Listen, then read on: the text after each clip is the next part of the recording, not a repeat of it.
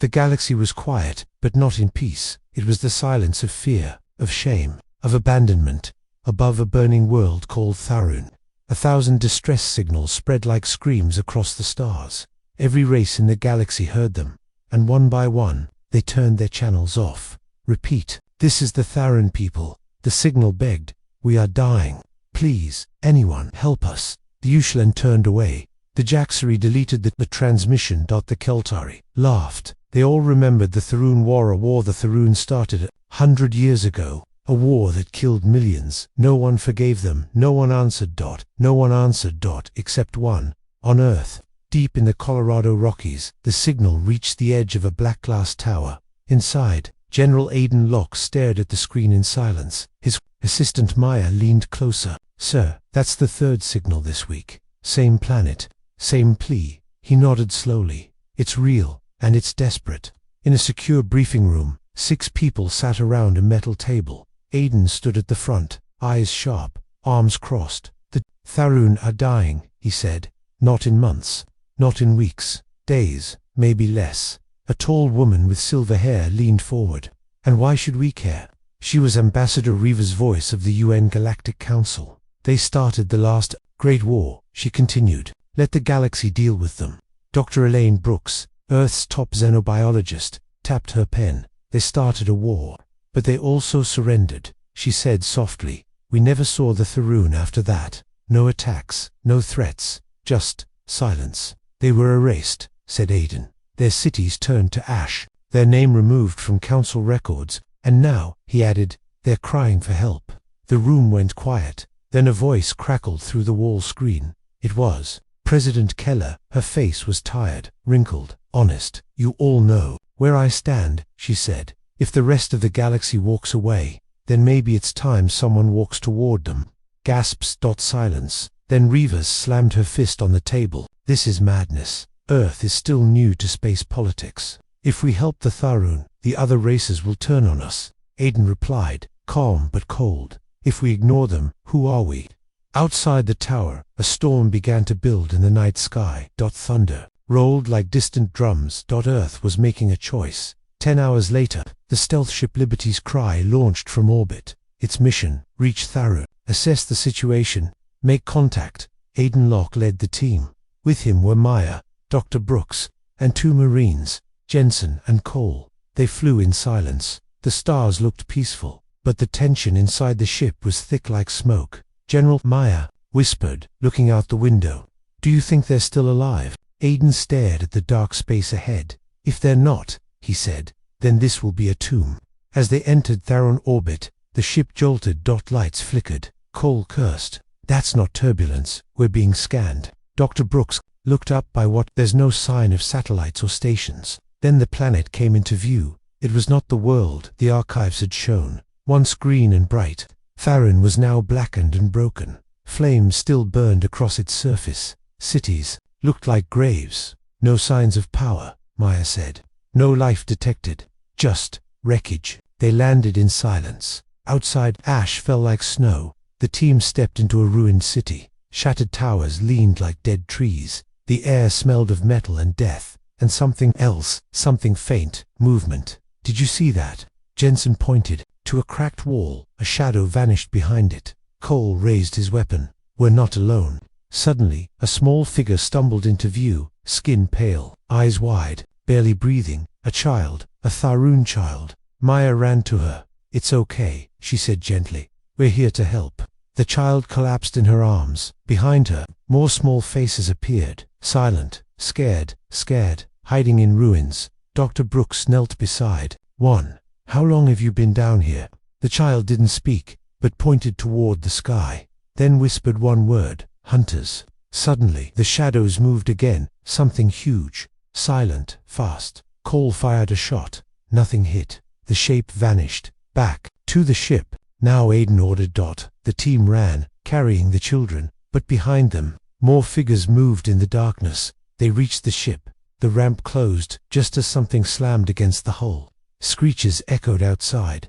Not Tharun. Human. Something else. Inside, the child clung to Maya. "They left us," she said softly. "All of them. We cried, we begged. No one came." She looked up. Why did you? Aiden answered, voice steady. Because someone had to. As the ship took off, the camera on the hull caught one last glimpse. A strange creature, tall, armored, with glowing red eyes, watched them from below. It was not Tarun. It was something older, something forgotten, and it was waiting. Back on Earth. The president received the report, and one word stood out: contact. Far above the planet, in deep space, a new signal began to pulse. It was not from Tarun. It was not from Earth. It was a warning, and it was already too late. The hall was bright, cold, and full of silence. Aiden Locke stood in the center of the Galactic Council chamber. All eyes were on him, but no one spoke. He looked around. 12 species, 12 thrones, none of them human. A voice finally echoed from the shadows. Why is Earth here? It came from the Uklan speaker, a tall, green figure with silver eyes. Tharun is a closed issue.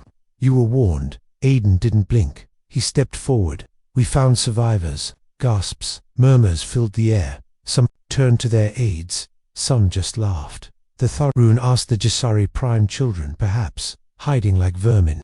They're not vermin, Aiden said sharply. They're living, and they're afraid. Another speaker, Keltari, with 4 arms and long tusks, stood up. You disobeyed Council's silence, he growled.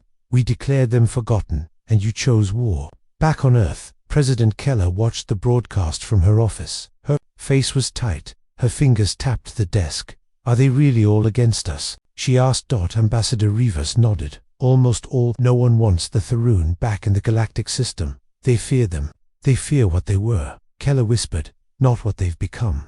On Mars, the Tharun children sat quietly, in the red domes of Earth's refugee center. Maya walked among them, handing out warm food. The smallest child, Vina, tugged her sleeve. Will we have a home now? Maya smiled softly. Yes, for now, this is your home. But outside the dome, soldiers stood guard, and in orbit above Mars, Earth's satellites began detecting strange signals.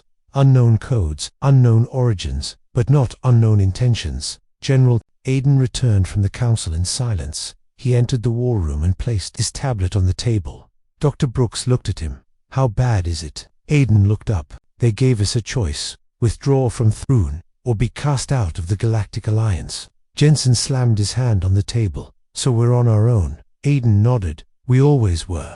Then the lights flickered. An alert flashed. Across the room, unauthorized transmission detected. Source, Mars. Colony. The team rushed to the command screen. A message played. Static. Then a voice. Not human. Not Tharun. We warned you. It said. You chose them. Now you face us. Suddenly, Mars Station 4 went dark. The screen showed fire. Screams. Then nothing. Maya stared in horror. That was the refugee dome. Aiden's voice was tight. Get the team now. A shuttle left Earth within the hour. Aiden, Maya, Brooks, Jensen, and Cole raced toward Mars. No one spoke, but everyone was thinking the same thing. They didn't wait. They didn't warn. Whoever attacked didn't want war. They wanted silence. As they landed near the destroyed dome, smoke still hung in the sky. Soldiers stood guard. Civilians were being pulled from the wreckage. Dr. Brooks ran to the scene. They're alive, she said. Some of them. Aiden found Vina near the edge of the ruins. She was crying, covered in ash. But alive. They came from the sky. She sobbed. They weren't like us. They had no face. They didn't speak. They just killed. Jensen turned to Aiden. Sir, this wasn't a warning. This was a message. Brooks held up a strange shard of metal. It was sharp, dark, and humming with quiet energy. This isn't from any known race, she said. I've never seen tech like this. Maya whispered. So who are they? Aiden's voice was low. Someone the galaxy buried, along with the Tharun. Back at Earth HQ, President Keller called a secret meeting. Only top officials attended. On the screen, Aiden appeared from Mars. The council has already moved, he said. They've sanctioned Earth. Trade, travel, even communications are being blocked. Earth has been left alone. Just like Tharun. Silence fell in the room. Then Keller stood. Her voice was steady. Then we do what Earth has always done. We stand alone, and we fight. Outside, the skies over Earth shimmered with growing satellites. In space, Earth's fleet began to wake from decades of peace. Old warships, new drones, prototype weapons. Dr. Brooks met Aiden after The call. I've analyzed the shard, she said. It's not just unknown tech. It's ancient, possibly older than the council itself. Aiden stared at the piece. What did we wake up? He asked. Brooks replied, not what, who. In the shadows of space, near the edge of the Orion Rift, something stirred. Dark. Ships. Silent engines. Eyes that watched Earth, and somewhere among them, a face remembered only in nightmare. One word whispered across the stars. Varkeen. And the Varkeen had returned. The sky above Tharun was red and black. The clouds didn't move. They just hung there, heavy, smoky, and silent. Below them, the ruins stretched for miles, stone bones of a dead city. The Earthship Liberty's cry hovered over the planet. Inside, General Aiden Locke stood at the window, eyes fixed on the ground. We're not done here, he said. We found the children, but something else is still down there. Maya stood beside him, arms crossed. You think it's the Aiden didn't look at her. I think they left something behind. Or someone. Dr. Brooks adjusted her scanner, watching red dots flicker across the screen. Movement, not animal, not Theron. Something is walking in those ruins. Colt, the Marine, strapped his armor on. I hate ruins. Jensen nodded, checking his rifle. Yeah, nothing good ever hides in sunlight. The team descended into the heart of the ruined city. Ash crunched under their boots. The buildings looked melted. Glass ran down walls like candle wax. Look at this, Brooks said, pointing at a wall. A huge burn mark, circular, deep. She ran her hand over it. Laser fire, heavy, maybe orbital. Aiden knelt beside a crushed tower. Something was scrawled in the stone. Old Theron script. Brooks translated it aloud. We asked for help. No one came. Suddenly, static hissed in their earpieces. Maya grabbed her. Come. Liberty, do you copy? Nothing. Just static. Jensen looked around. We're being jammed. Aiden stood slowly. Then we're not alone. A loud crash echoed behind them. Everyone spun. A shadow moved between buildings. Big fast. Cole raised his weapon. Contact. Right flank. He fired, but the shadow was already gone. They moved in tight formation, weapons raised, eyes scanning. Every corner. The silence grew heavier with each step. Then they saw it, a pile of bodies. Tharun. Burned, torn, melted. Dozens of them, maybe more, stacked like garbage. Brooks covered her mouth. My God. Aiden stepped forward, then froze. One of the bodies moved, barely. It was a Tharun male, older, wounded, half blind. His breathing was shallow, but he raised a hand toward them. Maya knelt beside him. Can you understand me? He nodded weakly. They came back, he whispered. After everyone left, the Varkeen came back. Why? Aiden asked. Why return now? The man coughed. Because they never left. Suddenly, the ground shook. A long, deep roar echoed through the streets. Something was coming. Fast. The old Tharun's eyes widened. Run, he whispered. Run now. Then he went still. Jensen pulled Maya up. We need to move. They ran through the ruins, heartbeats racing. The roar followed them, louder, closer. Buildings shook as something massive smashed through the city. Cole glanced back. A towering beast, metal and bone, charged through the smoke. It had no face, just glowing red eyes. Its body hissed with steam. Varkan war machine, he yelled. We've got a mech on our tail. Brooks threw a pulse grenade behind them. It hit the street. Boom. Dust flew. The beast staggered, just enough for them to reach a building and dive inside. Aiden slammed the door shut behind them. He pressed his back against it, breathing hard. Anyone hit? Everyone shook their heads, but no one was calm. Inside the building, they found stairs. Leading down, deep underground. I'm picking up faint energy, Brooks said. Below us, very old. Aiden looked at her. Let's see what they left behind. They moved carefully down the stairs. The deeper they went, the colder it got. The silence grew. Even their footsteps seemed too loud at the bottom. They found a huge door. Ancient. Tharun design, but different. More advanced. Brooks touched the panel beside it. It blinked green. The door opened. Inside was a dark chamber in the center. A glowing crystal surrounded by floating rings. Energy pulsed from it, slow, steady. What is this? Maya whispered. Brooks walked slowly toward it. It's a power core, she said. Old tech. But not Tharun. Aiden frowned. Then whose is it? Brooks turned to him. I think it's human. Silence. Everyone stared. What are you talking about? Aiden said. Brooks looked shaken. I ran tests on the Tharun children before. Their DNA had traces of something very familiar. Human markers. Maya stepped back. Wait, are you saying we're related? No, Brooks said. Not related.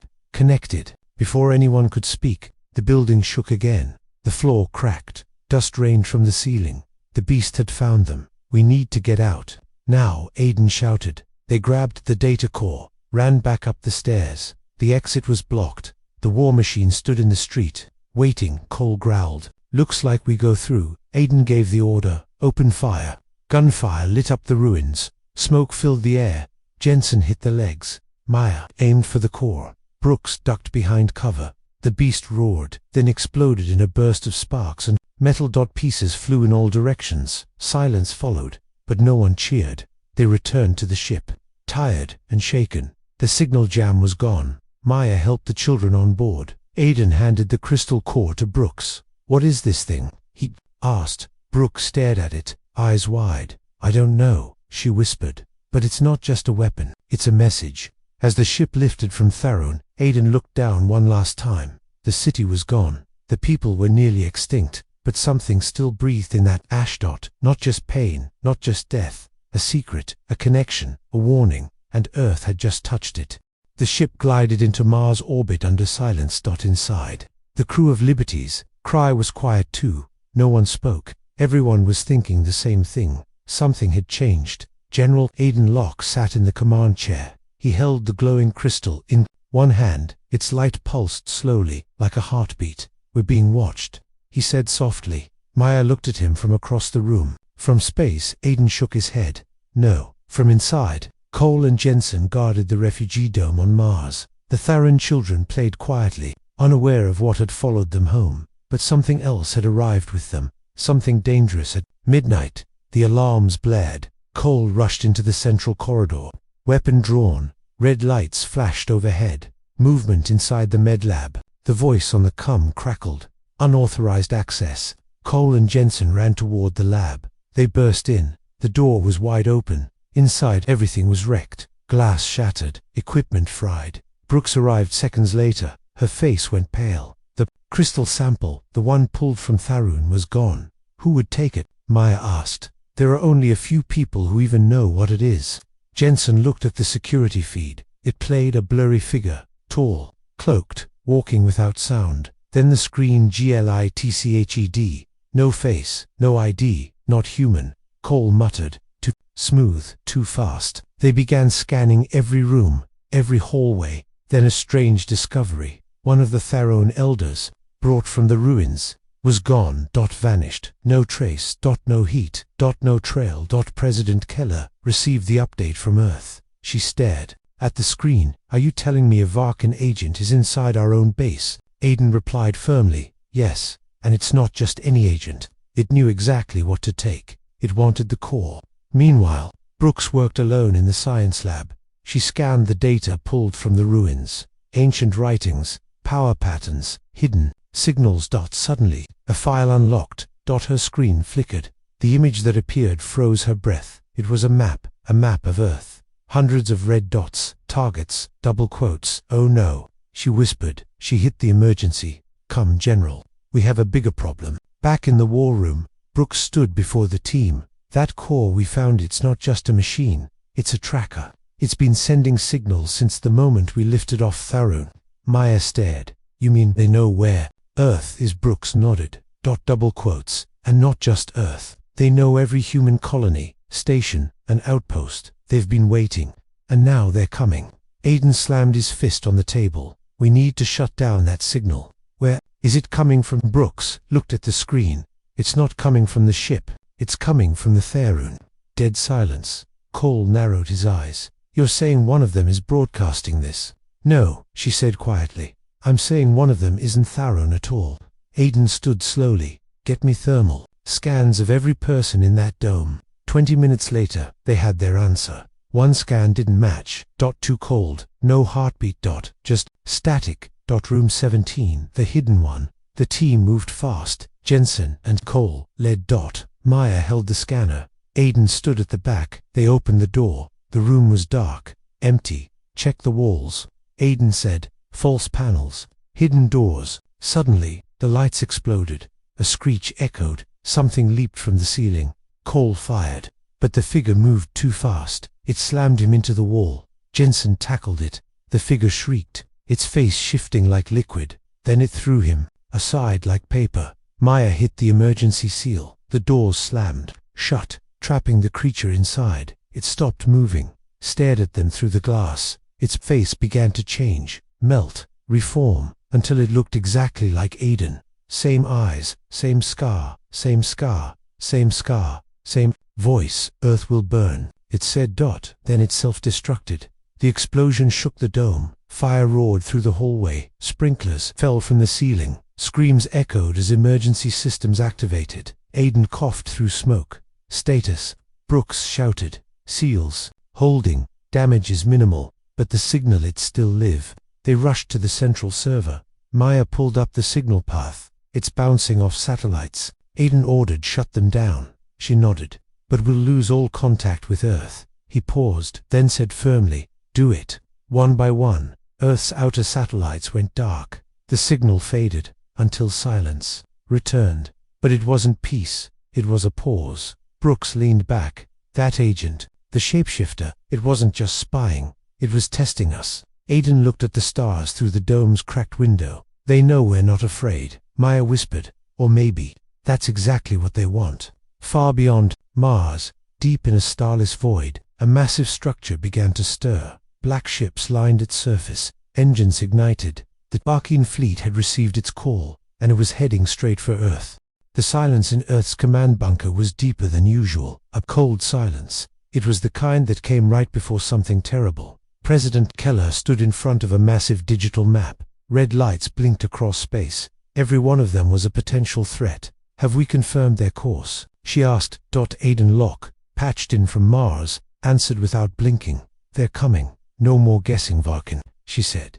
Aiden nodded once. Yes, and they're not hiding anymore. Brooks stood beside him, holding the ancient Tharun crystal. Her face was pale. It's more than just a beacon, she said. It's a key. Keller frowned. A key to what? Brooks took a deep breath. To something the Tharun buried. Back on Mars, in the underground labs, the research team worked non-stop. Data streams flowed across every screen. Maya scrolled through the decoded files from the Tharun ruins. Each symbol, each pattern, told a story that had been erased. From the galaxy's history, they were advanced, she whispered, more than anyone knew. Jensen pointed at the holodisplay. These coordinates, they match an asteroid near Jupiter.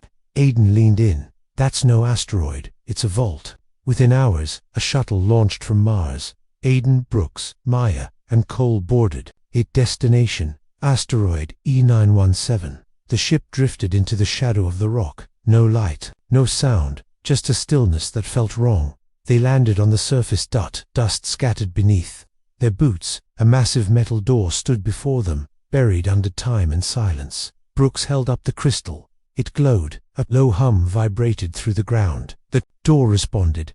Ancient machines inside clicked to life. Gears turned. The metal shifted, and slowly, the vault opened. Inside was a chamber unlike anything Earth had seen. Holograms danced in the air. Weapons floated, untouched by dust. Symbols glowed on the walls. It's Tharun tech, Maya whispered, but it's older than their collapse. Brooks walked toward a tall column in the center. She placed the crystal inside, a glowing socket. The lights turned blue. A voice echoed through the room. Humanity, you found us. The team froze. The voice continued, calm and sad. We were the first. We helped create the council. But when the Varkin came, we were betrayed. Maya whispered. It's a recording. The voice told of a secret alliance. Long ago, the Tharoan had worked with early humans, a bond hidden from history. But the Varkin came from outside the galaxy. They brought death, fear, far, and a promise. Erase the Tharoan, or shared their fate. The council chose survival. They turned on their old allies. We buried our knowledge. The voice said, waiting for you to find it again. Aiden clenched his fists. They lied to the galaxy. They buried everything. Brooks touched. A hologram of Earth. It's not just about war. They were trying to protect us. Suddenly, the vault began to rumble. The machines went dark. Cole raised his weapon. Company outside. A shadow moved across the asteroid. A Varkan stealth ship had followed them, and it was not alone. Back on Earth, the satellite defenses lit up. Admiral Core of the orbital fleet shouted. Multiple enemy ships detected. They've breached the outer layer. In the sky, dark ships appeared like ghosts. They didn't fire. They just floated, watching. President Keller stood on the balcony, staring at them. They're not attacking, she said. Not yet. They're waiting. Her aide replied. For what? In orbit near Jupiter. Liberty's cry began rising from the asteroid. Aiden gave the order. Get that core uploaded to Earth Command. We need the truth out. The enemy ships followed. Chasing. Closing. Maya activated the vault's defense. Turrets rose from the asteroid's crust. Blue energy exploded across space. One Varkin ship was destroyed. The others scattered, but they were learning. Adapting. Inside the ship, Brooks was shaking. The core, it's changing. She held the crystal in her hand. It glowed brighter than ever, faster, hotter. It's not just data, she said. It's alive. Suddenly, Earth's deep-core AI received a transmission. Encrypted. From the vault. The hologram of a Tharun elder appeared. This is our final gift, it said. We were not perfect, but we remembered you. Then the signal burned into the global network. New code, new weapon systems, a fleet design Earth had never seen. President Keller stepped forward. Can we build it? The AI responded. Yes, but it will take sacrifice. Back, on Liberty's cry, Cole looked at the ship's sensors. 3 more Varkin cruisers inbound. Aiden turned to Maya. Get us home. As they entered warp, the stars bent. The darkness chased them. Back on Earth, the people watched the skies. Children looked up and pointed. The black ships were still there. But now, Earth was waking up, faster than anyone expected. Smarter than the galaxy remembered, in a secret hangar beneath the Rockies. Engineers activated the first piece of something new. Not a ship, not a weapon, a legacy. And in the silence of space, the Varkin listened. They heard Earth's heartbeat growing stronger, and they began to worry. For the first time in 1,000 years, they were not the hunters anymore. They were the hunted. The sky above Earth was no longer empty. It was crowded with shadows. Varkin warships drifted like predators above the planet. They watched. They waited, and the world below watched back. General Aiden Locke stood in Earth's orbital command center. Screens glowed around him. Warnings blinked red and yellow. We have 5 ships in low orbit, a tech officer reported. They're not attacking yet, sir. But it feels like they're testing us. Aiden nodded. They are. They're waiting for weakness. President Keller appeared on the main screen. Any sign of movement? Any demands? Aiden shook his head. No contact, just silence. But that silence, it's loud. Down on Mars, Maya stood with Dr. Brooks in the medical bay. The Tharun children sat quietly in their quarters, but one was missing. Where's Vina? Maya asked. A guard answered. She was here this morning, but the cameras gone dark. Brooks rushed to the command terminal. The feed was frozen. Something had cut the signal. Suddenly, the base shook. The lights flickered. A siren began to scream. Explosion in Section 3. Someone shouted. Maya grabbed her. Come. Aiden, we have a problem. Something just hit the refugee center. Status. He barked. Brooks looked at the wreckage feed. It's not from outside. It came from inside. Aiden's eyes narrowed. Then, we have a spy, or worse, a traitor. Hours later, Aiden arrived on Mars. The base was still smoking. The Rune children were being moved to a safer zone. Cole walked beside him. We found something strange, sir. He held up a data chip, encrypted, hidden inside the Tharun Elder's sleeping pod. They plugged it into the console. The file opened. It was a Varkin transmission. Sent from inside the dome, relayed to one of the orbiting ships. Maya stared in disbelief. One of them betrayed us. No, Brooks said quietly, not just one. She tapped another screen. The DNA scans showed something shocking. One of the Tharun elders wasn't Tharun at all. Aiden leaned forward. What is it? Brooks whispered. A hybrid, part Tharun, part Varkin. Jensen spoke up. You're saying they've been working together?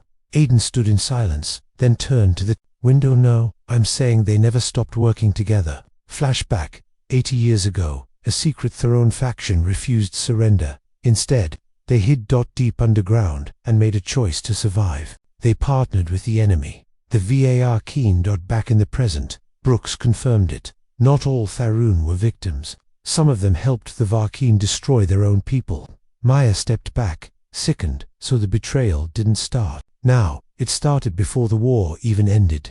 Aiden's voice was low. Then we've been protecting the enemy. At that moment, Earth Command received another alert. A secure ship leaving Mars without permission. It was heading toward the outer rings. Aiden shouted, "Intercept it." Cole and Jensen launched a pursuit drone. The ship was fast, sleek, built with Tharun tech. Brooks stared at the radar. They're not just escaping, they're carrying something. The screen showed a glowing core inside the fleeing ship. Another relic, another crystal. Brooks gasped. "That's Vault Core 2. Maya grabbed her headset. "We need to stop that ship now." The drone fired. One hit, then two. The ship spun. Smoke trailed from its engines, but it was too late. It jumped to warp. Gone. Aiden slammed his fist. They just stole the last piece. "Of what?" Keller asked. "Patched in again." Brooks answered slowly. "Of the ancient weapon." Keller's voice sharpened. "Explain." Brooks took a breath. The vault on the asteroid had multiple cores. Each was designed to power one, part of a larger device. Alone, they're harmless, but together, they can activate something hidden for centuries. Aiden turned toward the stars. "They're building the weapon we were meant to keep hidden." Suddenly, the Varkan ships began to move. One by one, they turned and vanished into hyperspace. "Where are they going?" Keller asked. Aiden didn't hesitate. "They have what they want. They're heading to finish what they started. Prepare Earth defenses." He ordered lock down every outpost, from the moon to Jupiter's rim. Cole asked the question on everyone's mind: what happens if they activate the weapon? Brooks looked down at her screen. Her fingers trembled. "Then we won't have a war. We'll have an extinction." A new symbol appeared on Earth's deep space radar. A blinking signal, not from the VAR keen. Not from the Council, but from a forgotten world. Zarian Prime, the home of the last ancient shipyard. Aiden looked at Keller. "We need allies," she nodded, "and fast." But in the shadows of the galaxy, the Varkins smiled. Because betrayal wasn't just a weapon, it was the beginning. The stars over Zarian Prime shimmered like frozen fire. But beneath them, the planet was silent, abandoned, dead. Aiden Locke stood at the window of his dropship, eyes locked on the gray surface below. "This place used to build entire fleets," he said quietly. "Now, it's just a grave." Maya leaned over the console. "Are we sure the signal came from here?" Brooks nodded slowly. "It matches the core's energy. Someone is down there, and they want us to find them." President Keller had given strict orders. "Recover the final ship plans. Secure the vault, no mistakes." Liberty's cry landed just outside the old shipyard gates. The metal walls were rusted. Tall towers leaned like broken bones. Cole adjusted his rifle. "This feels like a trap." Jensen scanned the area. "Or bait." "Same thing," Cole muttered. They entered the structure, weapons ready. Inside, massive hangars stretched into darkness. Old Tharun ships hung like ghosts from the ceiling. Silent. Forgotten. Then they heard it. Footsteps. Slow. Heavy. A figure stepped into the light. Old armor. Cracked helmet. A symbol no one had seen in over a century. Aiden raised his voice. "Identify yourself." The figure removed their helmet. A woman. Tharun. Her eyes were human. "I'm not your enemy," she said. "But I don't know if you're still mine." Maya stepped forward. "He sent the signal." The woman nodded. "I've been waiting." Brooks asked the question everyone was thinking. "What are you?" "I was born on Tharun," the woman replied, "but I was raised by humans. During the war, I was smuggled off-world by a rebel scientist. Your people saved me." Aiden's voice was flat. "Then why hide?" "Because I've seen what the Council is willing to erase," she said. She turned and walked deeper into the hangar. They followed. At the far end stood a massive sealed door. She touched a control panel. The door hissed open. Inside was a chamber, filled with light, floating engines, wings, weapons, a single ship stood in the center, unlike anything they'd ever seen. "The last of its kind," she whispered. Maya walked around it slowly. "It's not Theron." "No," the woman said. "It's older, a prototype, built in secret, before the betrayal. It was meant for Earth." Brooks's eyes widened. "You're saying this ship was built for humans?" The woman nodded. to be piloted by someone with both bloodlines, human and Tharun. Aiden stepped forward. Why? Because Earth was always the key, she said. They tried to hide you, to keep you isolated, but the Varkeen knew the truth. They feared what you might become. A low rumble echoed through the hangar. Jensen grabbed his comm. Sir, contacts incoming. Multiple heat signatures, not friendly. The woman's voice was calm. They followed you. Outside, Varkeen dropships descended through the clouds. Troops spread across the ruined ground. Aiden barked. Get to the ship. We're not losing this one. The woman ran to the cockpit. I'm the only one who can fly it. Cover me. Cole and Jensen took positions behind broken crates. Maya and Brooks set up shields at the hangar door. Varkan soldiers approached like shadows with weapons. They moved fast. No sound. No mercy. Gunfire exploded in the halls. Cole shouted, "They're flanking left." Jensen tossed a grenade. Boom. Metal and ash flew through the air. Inside, the woman powered up the ancient ship. Engines hummed with a strange blue glow. Brooks yelled, "They're inside." A Varkeen warrior lunged toward her. She fired. The shot dropped it just in time. The ship's canopy closed. The woman gave a single nod. Then the hangar floor split open. From beneath, massive thrusters pushed the ship up through the ceiling, straight into the sky. The light blinded the Varkeen troops. They screamed and scattered. Aiden turned to the others. "Fall back. We've done what we came to do." They ran through the side corridor as the woman's voice crackled through their comms. Ship systems responding. AI confirmed. Destination locked. Uploading schematics to Earth Command. Brooks smiled through the smoke. They got it. We've got the ship plans. But then her screen flashed red. Signal intercepted. No, someone else is in the network. The stolen hybrid Tharun core, taken 2 episodes ago, was activating a second vault. This one, deep under Council space. Back on Earth, the President stared at the data. 2 ships. 2 cores. 1, now in their hands. The other, in the Varkeens. Aiden's voice came through loud and clear. "We have half a blade. They have the other." Keller stood still, then spoke one word: race. Brooks understood. It's a race to finish the weapon first. And in the stars above them all, 2 paths began to form. One of hope. One of destruction. The Varkan knew the countdown had begun. And so did Earth. There would be no more hiding. No more waiting. Only one shot to survive, and time was running out. The world held its breath, from Earth to Mars, from the icy moons of Jupiter to the shattered rings of Saturn. Everyone knew the truth now. This wasn't just a war, it was a race. Whoever completed the blade first would decide the fate of the galaxy. Inside the United Global Defense Council, alarms flashed across every screen. Red lines crisscrossed a hologram of space, marking danger zones, enemy movements, and dead zones. President Keller stood at the center, surrounded by chaos. Her voice was calm but sharp. "How long until we finish our side?" Brooks, patched in from the orbital lab, replied quickly, 10 days, at best, if nothing goes wrong." Keller narrowed her eyes. "Something always goes wrong." Aiden Locke stood beside her, armor still scorched from Zerion Prime. He looked at the digital blade schematic floating in front of them. "The ship's body is ready," he said, "but the core matrix is still unstable." Maya's voice came through next. "We're using designs we don't fully understand. Some of the systems are out live." Brooks added, "They respond to emotion, thought, even intention. It's not just technology, it's something more."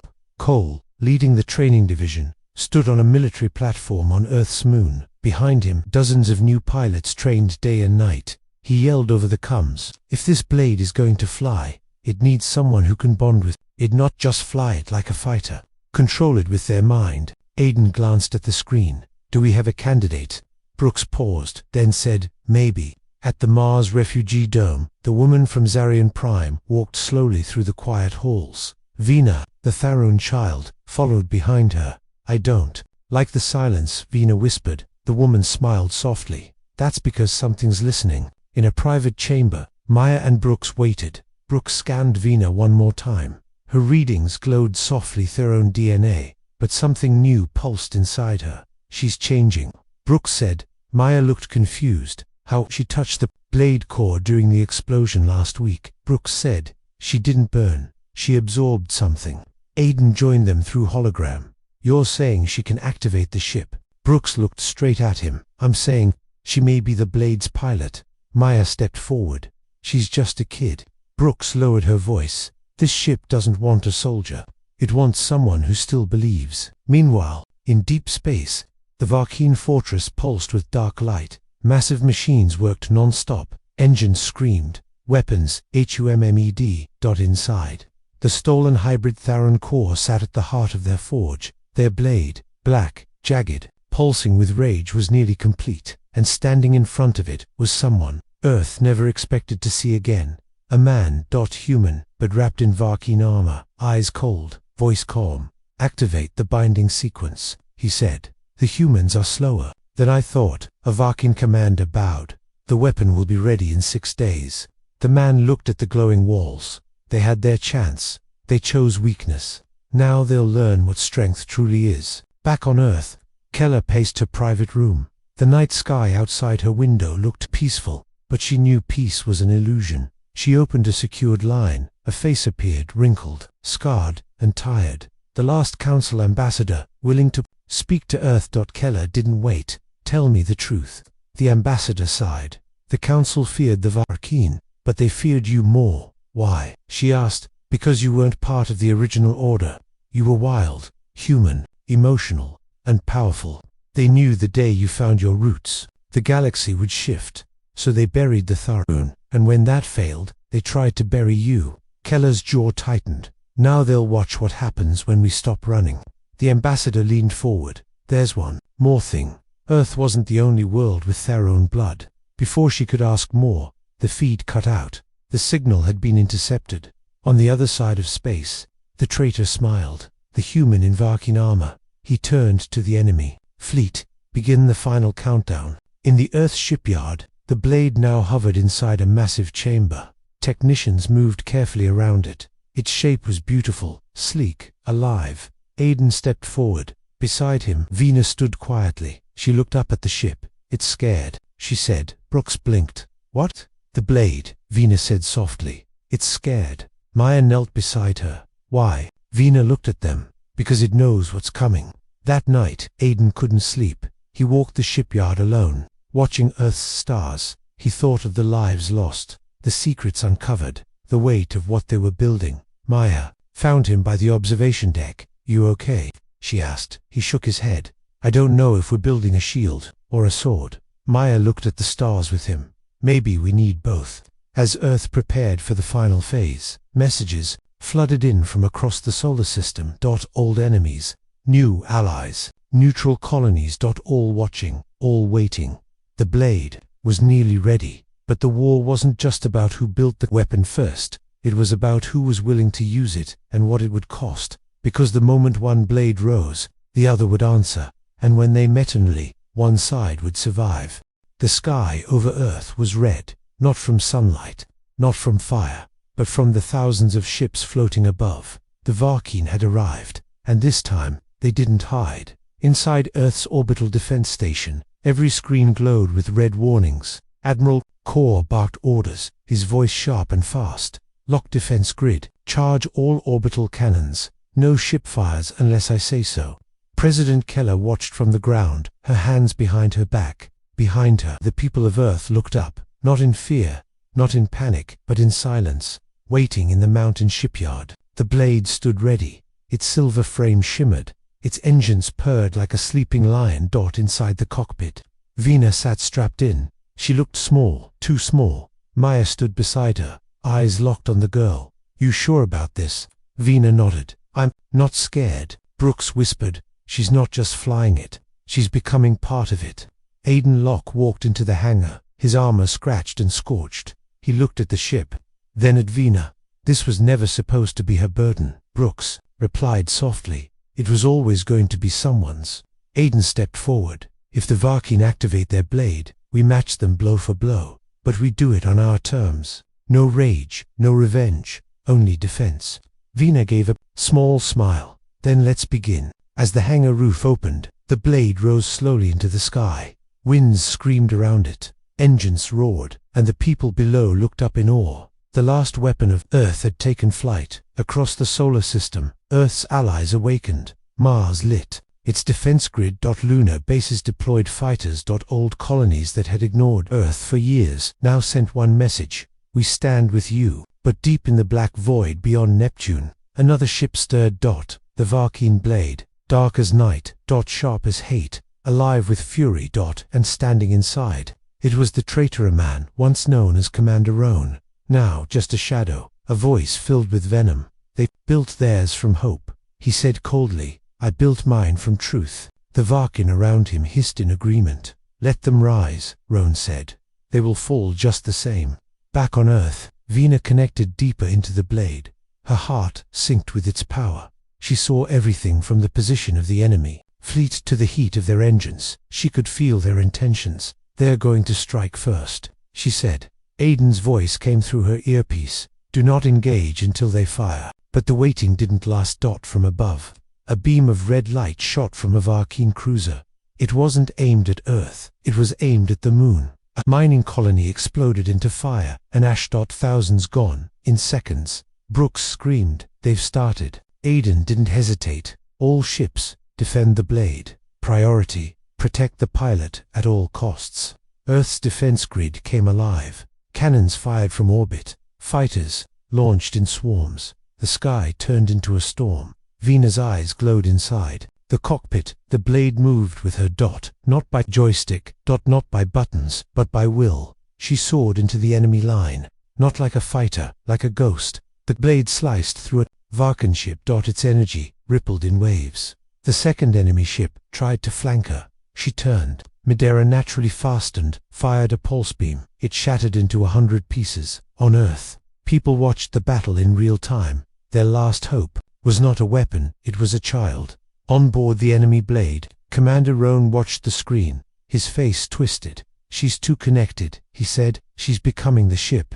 He stepped forward and placed his hand on the core. I'll show her what real connection feels like. His blade launched into space. Black lightning trailed behind it. Within seconds, it appeared before Vina. The two ships faced each other in the void. Two blades, one choice. Vina could hear a voice inside her mind. Child of two worlds, it whispered. You are not ready. Vina responded not with words, but with light. Her ship pulsed gold. It blinded the stars. Around them she fired first. Roan dodged his blade, responded like a living monster, twisting, adapting, screaming. The two ships collided, not with metal but with energy. Mind versus mind. Heart versus hate. Vina screamed. Images flooded her brain. Roan's memories. The day he betrayed Earth. The moment he shook hands with the Varkeen. The fear. The pain. The ambition. He had once believed Earth was weak, that only the Varkeen could bring order. But Vina saw something else. Doubt, buried deep in his heart. She focused. The blade responded. It lit up with golden fire. She sent him a thought. You weren't born to destroy. Roan's ship staggered. He gasped. The Varkin screamed inside his head. End her. He charged again. Vina dodged, countered, but she didn't strike to kill. She struck to wake him. Feel what you gave up, she said. Suddenly, his ship cracked. Not from damage. From conflict. Inside him, Roan screamed in rage. Then his blade powered down. It drifted, frozen. Earth's ships surrounded him, but Vina spoke calmly. Double quotes. No, let him go. Aiden's voice came through. You're sure? She nodded. He'll carry this shame longer than death ever could. The battle wasn't over. The rest of the Varkeen fleet began retreating. One by one, their ships disappeared into darkness. They had lost their edge, their confidence. They had seen Earth's blade, and they feared what might come.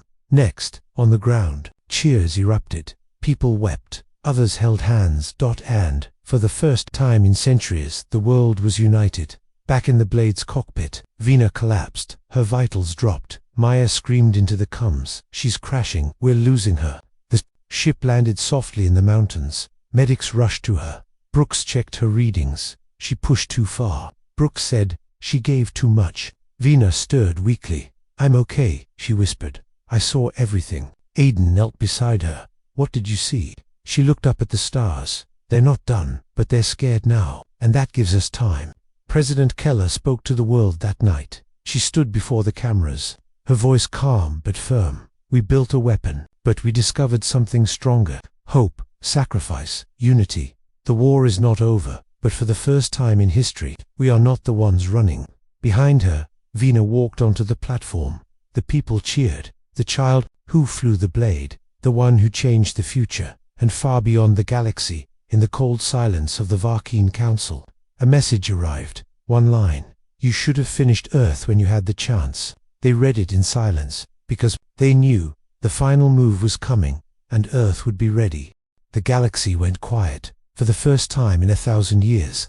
No war, no command, no noise, just silence. But deep in that silence, something stirred. A storm, and Earth was at its center. President Keller stood before the United Council chamber. All screens were filled with alien faces, once enemies, now silent witnesses. She didn't smile. She didn't bow. She simply said, "We are not asking for peace. We're warning you what happens when we are ignored again." No one spoke. Not even the council. Behind her, Vina stood in a black pilot's suit, quiet, calm, the only child to ever control a living ship. The blade's pilot, the voice. Earth now trusted more than any general. After the broadcast ended, Earth's defense centers returned to full alert. They had won the battle, but everyone knew the war wasn't over. Aidan Locke walked through the new Earth fleet, dozens of ships in orbit. Every one of them built using the Vault's designs, stronger, faster, smarter. But even now, he felt it in his chest. This wasn't victory, it was a pause in a quiet lab under the Rockies. Dr. Brooks stood before the blade core. Its glow pulsed like a heart, but something was wrong. "Maya," she said, "look at this." The readings had changed. The core was dimming. It's slowing down. Maya asked. Brooks nodded slowly. Yes, but not failing. Waiting. Waiting for what? Brooks stared at the screen. For its twin in the cold dark beyond the stars. The Varkeen blade had gone silent, drifting in a forgotten region of space. But now, it pulsed. Awoke. Its lights flickered back on, and so did its master. Commander Roan opened his eyes. Alone, cold, changed inside his ship. He saw flashes: Earth, the blade, the girl, and a voice echoed in his mind. "It's not too late to become more than what they made you." He placed his hand on the core again. The ship, HUMMED. And for the first time in years he whispered, "Take me home." But where was home now? Not Earth, not the Varkeen, somewhere in between. At the same time, back on Mars, Vina stood alone on a rocky cliff, watching the stars. The blade hovered quietly behind her. It didn't glow like before. It was listening. Aidan walked up to her. "Do you hear it too?" Vina nodded. "It's calling something." Aidan stared at the sky. "They're waking up, aren't they?" Vina's voice was small. "All of them." In the next days, strange signals appeared across the galaxy. Unknown origins. Old codes. THARUN. But not just from the past. Brooks showed Keller the data. "There's more vaults, more cores." "How many?" Brooks swallowed hard. 7. Across the galaxy. Brooks nodded. Each one built before the collapse. Each one designed to wake only if Earth survived. Keller didn't speak. She just looked at the stars and said, "Then it's not a war anymore, it's a test." The Council tried to stop it. They sent fleets to the outer systems, tried to shut down the vaults, erase the signals, but it was too late. The silence had broken. And in its place a message, the forgotten return. Ancient codes embedded in every vault. Warning signs. Instructions. And one final truth. The Varkeen weren't the worst. Something darker was coming. Something that Tharun had tried to stop. Something that cost them everything. Aidan gathered the command team. Maya, Brooks, Cole, Jensen, Vina. "We thought we were defending Earth," he said. "But maybe Earth was built to defend something else." Maya stepped forward. "What do we do?" Aidan looked at Vina. "You guide us." She didn't smile, but her voice was steady. "Then we find the others." From that day, Earth stopped waiting. It launched the Starborn mission. 7 crews. 7 directions, each searching for one of the vaults, each carrying a piece of the blade's heart. Vina would lead the first mission. To the far edge of the galaxy. 2. A place even the Council had forbidden. Sector 0. A place where stars didn't shine. A place where one word was written across old Tharun maps: "Don't return." But Earth didn't fear anymore, because now they remembered who they were. The night before launch, Aidan visited Vina in the ship bay. He looked at Hertha's child who had carried the galaxy on her back. "You scared?" he asked. She nodded. "Very." "Then you're ready." He handed her a small silver pin, the Earth insignia, but the new one, no longer a shield, a blade. "Come back with the truth," he said, "or don't come back at all." Vina smiled. "You always say the scariest things when you're trying to be nice." He laughed once, then walked away. As the mission launched, Earth watched the sky. 7 ships became 7 stars, heading towards secrets older than the galaxy itself. In deep space, the first vault opened. Inside it, not weapons, not ships, but memories, truths, and a voice that had waited 1,000 years whispered, "If you're hearing this, you survived." Now comes the hard part. Commander Roan, drifting in space, heard the same message. He bowed his head. Alone, but no longer empty. He turned his blade away from war, toward the next vault, on Earth. The council broke. Some ran, some begged, others simply disappeared, because they knew this was no longer a human war. This was a human awakening. And so, the galaxy changed, not with fire, not with noise, but with the last silence, the kind that comes right before the next chapter begins, a silence that said, "We are here now. We remember everything. We are not afraid." End of series.